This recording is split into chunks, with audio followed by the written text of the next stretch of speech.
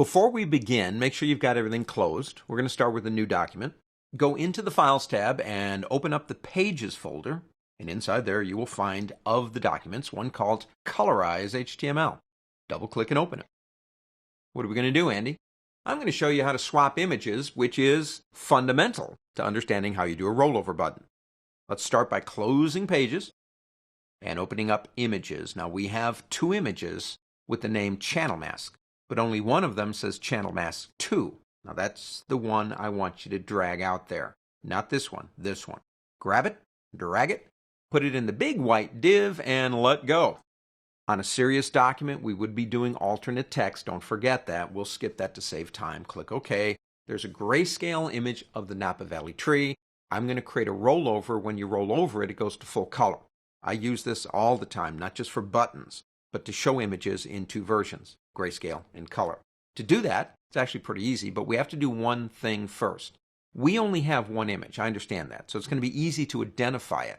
But what if you had 6 images up there? You need to give these images an ID so that when we go to swap image, we can choose the one that's correct for what we're doing.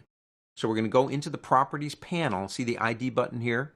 Select here, and we'll call it, I don't know, gray. Whatever you want to call it. Give it a name that you'll know. Make sure it's still selected. Go into the Tag Inspector panel, Behaviors, plus sign, go down to Swap Image. You see now it says Image Gray. That's important. If it didn't, it would say Image Untitled, and if you had more than one, which one would be what? We know we've got the correct one selected. We're going to set the source to what? Well, let's change that. Go to Browse, and go in and change that to Channel Mask. That's the color one. Click Choose. You have 2 other options. Preload images, which I definitely recommend you do, because that means when they roll over it, it's already there for them. It doesn't have to go back to the server to get it. And Restore Image on Mouse Out is perfect, because in most rollovers, that's what you want to do. Now, years ago, before the invention of electricity and Dreamweaver wasn't around, we had to do these statements one at a time. So there'd be 3 behaviors on this image.